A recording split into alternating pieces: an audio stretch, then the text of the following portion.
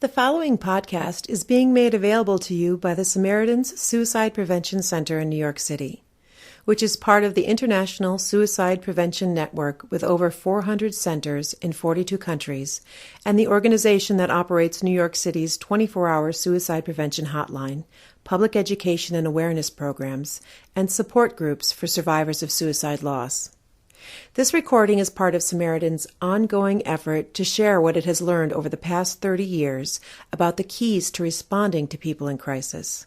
From answering over 1.2 million calls from those who are depressed or in distress on its suicide prevention hotline, and providing crisis response and communications training to over 40,000 lay and professional caregivers and health providers who work in school, community, nonprofit, and government health settings. Responding to frequent inquiries regarding the nature of Samaritan's work, on this recording, Samaritan's Executive Director Alan Ross explores some of the key issues involved in Samaritan's approach to effective crisis communications and active listening. And now, Samaritan's Director and Lead Trainer, Alan Ross.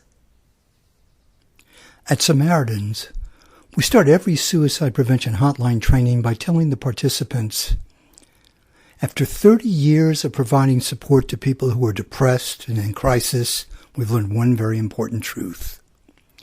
That no matter how nice you are, how well-intentioned, how much you want to help, if you cannot communicate effectively with the person you're responding to, you're not going to get very far. As they say in corporate communications, it takes 10 seconds to create a first impression and 10 years to change it. That impression is created by how you communicate. The words you use, the sounds you make, the behaviors you present to express your thoughts, information, ideas, and feelings to someone other than yourself. Communication is both an art form and a science. Basically, it's like any other creative endeavor, whether it's painting, photography, playing a musical instrument, being a dancer, cooking. You tend to be more effective if you're grounded in the principles, know the rules, the guidelines, forms, and structures. Cooking's a good example. You need to know what the food is you're going to prepare, the people you're going to prepare it for, what pans you're going to use, what the temperature is going to need to be to cook your food, what kind of presentation you're going to make, all the different things that are going to make up the meal that you're going to prepare for your audience, the people you're communicating with. And the same is true for communication. It requires creativity and some understanding of language, rhetoric, semantics, the tools you can use, the listening, speaking, connective process, understanding audience, filters, social and cultural differences, and many other things. Who you are talking to is most important, because frequently, without realizing it, the only person we're communicating with is ourselves, expressing our own thoughts in our own way, with words, images, and ideas that come from our lives and our experiences. Think of it, this is a way that sometimes we respond to someone we care about. We use our caring tone and we say, you know, I'm really worried about you and I can see you're having a hard time. Don't you think it would help to talk about it? Tell me, what's going on? 3 first-person references, 1 closed-ended question, which is a judgment, an assumption, and a command. Not exactly putting our focus on the person we want to help, but since we meant well, had a good tone of voice, and expressed our concern, we think we are being responsive and sensitive. Do you know what the meaning of sensitivity is? It's the ability to receive signals. The people we're responding to are sending us signals. It's just a question of how good we are at receiving them. But we cannot be listening if we are doing most of the talking. And why do we have so much to say in the first place? Who's helping whom? The answer is in our personal agenda. Our goals, motivations, values, and beliefs that shape how we approach our work. This also includes our fears, concerns, discomfort, For consciously or otherwise, we are not going to steer a conversation or address certain issues that scare us, make us uncomfortable, or we don't know how to handle. Suicide's a good example. Most people, no matter their education or experience, are uncomfortable talking about suicide. And people who are depressed and suicidal know that. It creates stigma and certainly impacts some people's resistance to seeking help.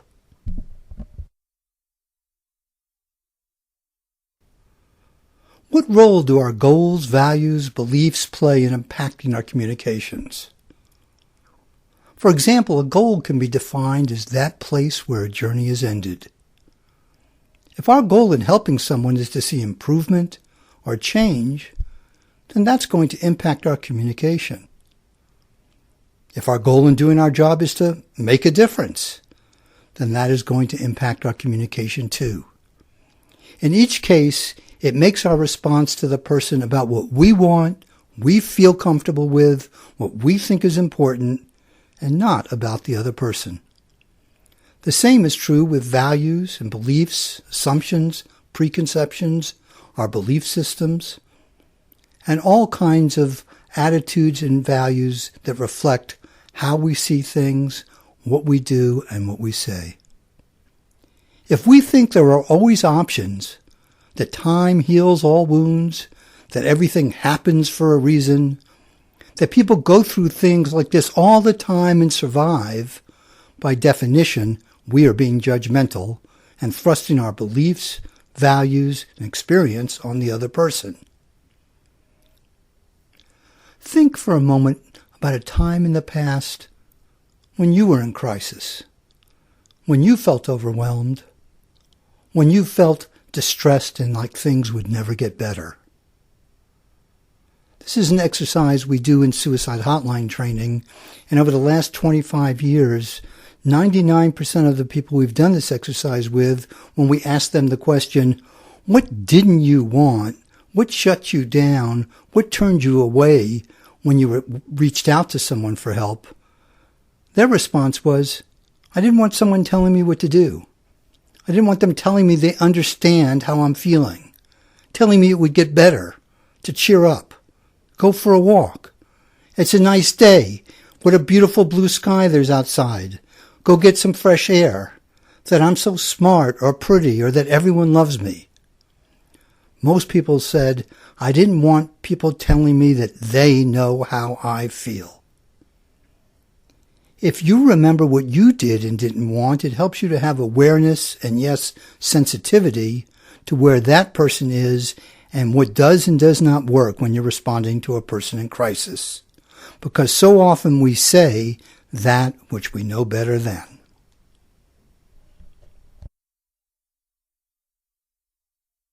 When we think of what we did and didn't want, it helps us get insight into why listening is so important. Most people think of themselves as effective listeners. Yet the vast majority of the 1.2 million people who have called Samaritans hotline in New York City say people don't listen, that they don't pay attention to what they're saying, or that they only listen in order to focus on themselves and what they're thinking and feeling. Think about it for a moment. When you were in crisis and reached out for help at that time in the past, did you go to the smartest person you know? The person with the most information? Most people say no. Most people say they wanted the person who was most empathetic, who was most caring, who was most responsive. Someone who would listen and take them seriously and give them their time and their focus. And that's why it's so important that we quiet our mind when we respond to someone who's distressed or in crisis. Turning off those voices within, even the ones that want to help or are concerned. Because again, if we're focusing on what we think and what we feel and what's important to us, we're not going to be receiving the messages and signals from the person we're responding to. Listening is a healing behavior. We don't just listen for other purposes, to get somewhere, to solve a problem. We don't treat it as a way to deal with a person in order to have a preconceived or predetermined outcome. Listening helps. It heals. It nurtures. And it makes people more resilient. When an individual feels she is being listened to, it is empowering and it encourages them to seek help. Listening makes contact, connection, helps someone get grounded, which provides a positive path to coping. But because you become more balanced, more centered, less likely to hurt yourself when you're connected. Listening provides a pressure release valve, catharsis, if you will. It's the law of physics. People don't drown when they're connected. When we listen actively, we tell the person in distress that what he or she is feeling and thinking is important, that they matter, which builds self-esteem, reduces isolation and loneliness. Studies have shown that effective active listening actually reduces the severity of a depressed person's suicide ideation. At Samaritans, we say, if you are afraid of the dark, it is better to be sitting holding someone's hand than sitting alone. That contact, connection, communication, all of which are involved in listening and getting grounded, help someone get through their difficult times. Hotline work and responding to people in crisis teach us to challenge our preconceptions about listening and our own thought process. And it reminds us that there are no absolutes, that there is no, quote, truth. People say what they think they think, what they're trying on for size, what they want us to think, or just whatever happens to come out of their mouths at the time. For those of us that are responding to someone, we hear what we want to hear, what we're prepared to hear, what we're comfortable hearing, what fits into our own goals and values, or just whatever captures our attention. There are no absolutes, no truth. In fact, young journalists are taught that, quote, truth is what you want to believe. At Samaritans, we say, never be positive, never be wrong. And we don't mean don't be positive in a life-affirming sense. We mean don't be positive you know what's going on. Don't be positive that you have the information or the perspective. That's why when responding to people who are in distress, who are depressed, in crisis, or suicidal, we focus on thoughts and emotions. Because it's not facts that make someone feel self-destructive and suicidal. It's their thoughts and their feelings. And whether we understand it, agree with it or not, the way someone feels is what is true to them. Because perception is everything. If I feel no one loves me, that I'm a failure, that life isn't worth living, then it does not matter if I have a loving boy or girlfriend, my family supports me, I have a good job, do well in school, am strikingly handsome, or have a lot of money. We ask this question in class all the time.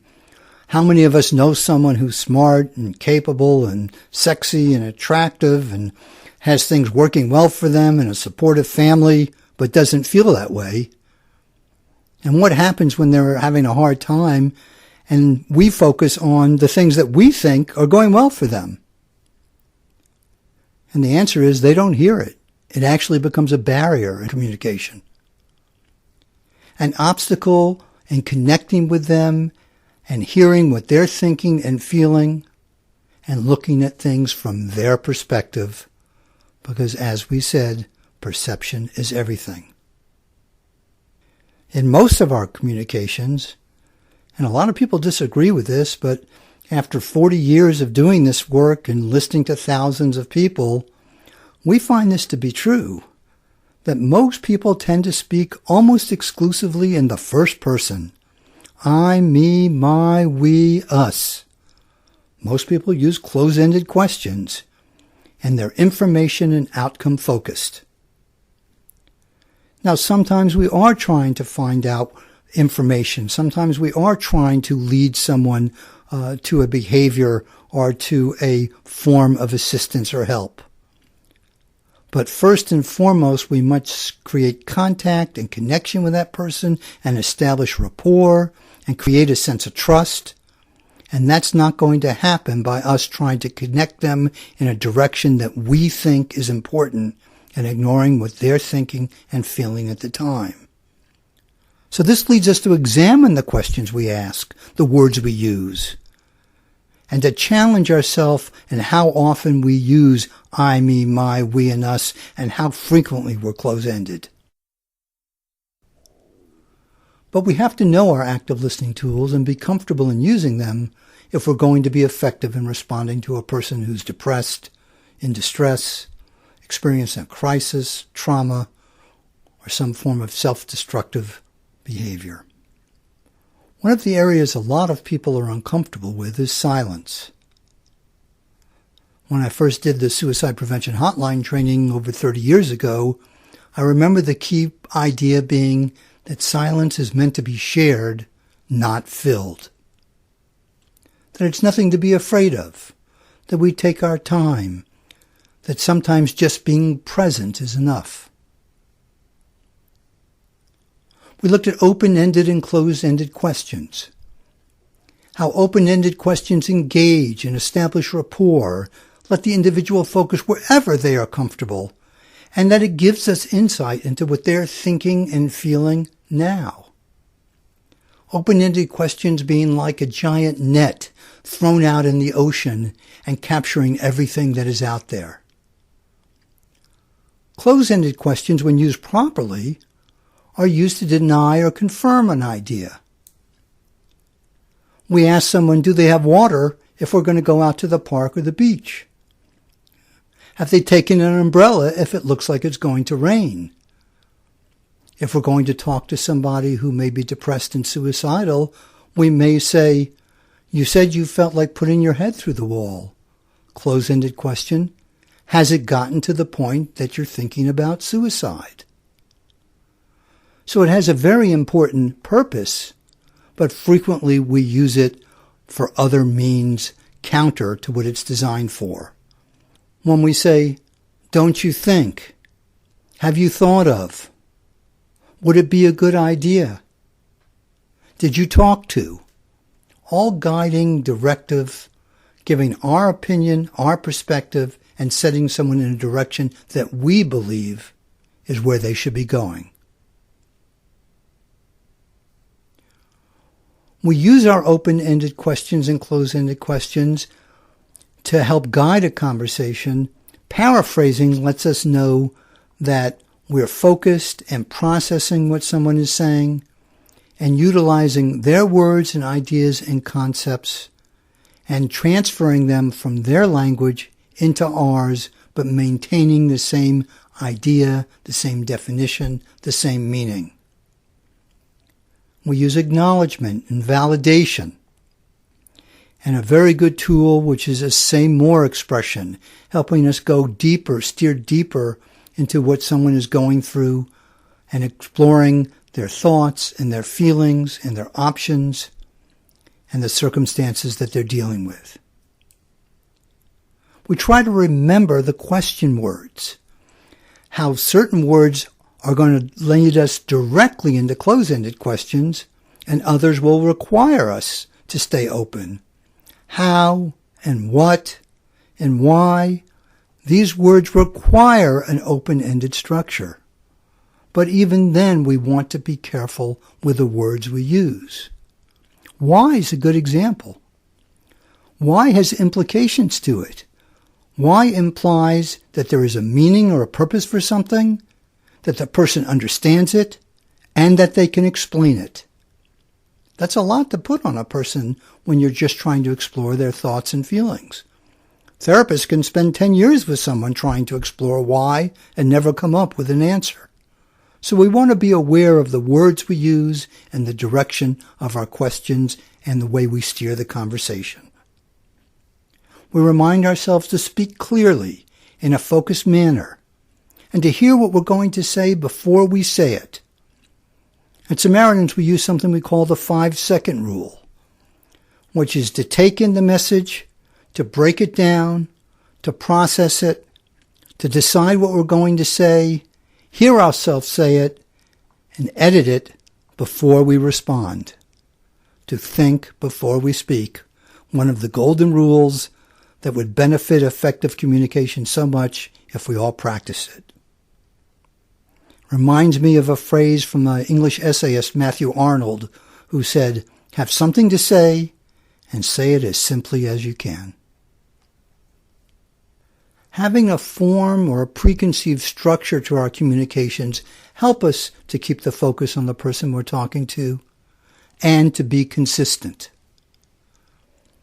On hotlines, we often use communications models that are very structured.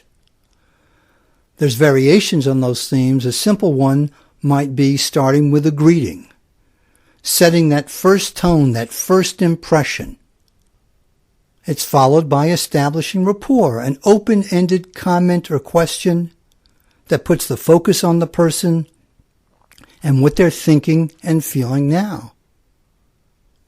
As we focus on their thoughts and feelings, we steer deeper into what's going on with them, how they're dealing with it, their support situation, the challenges and difficulties they're having, and anything that's coming up that they find needs to be addressed, they want to address, they want to share.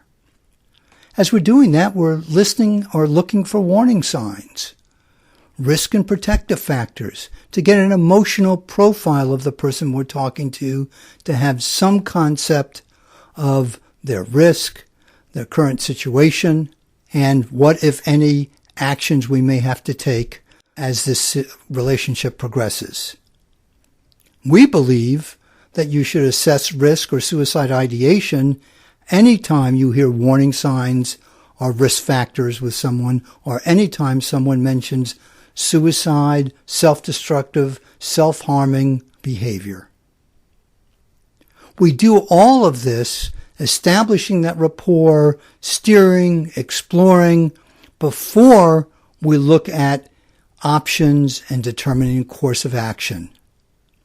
You can always go from thoughts and feelings to facts, but if you start with facts, you rarely are going to be able to get into someone's state of mind, what they're going through, and establish that all-important comfort and care and rapport, which is the basis of trust, helps break down stigma, which helps overcome someone's resistance to seeking help or getting support, and establishing that helping relationship.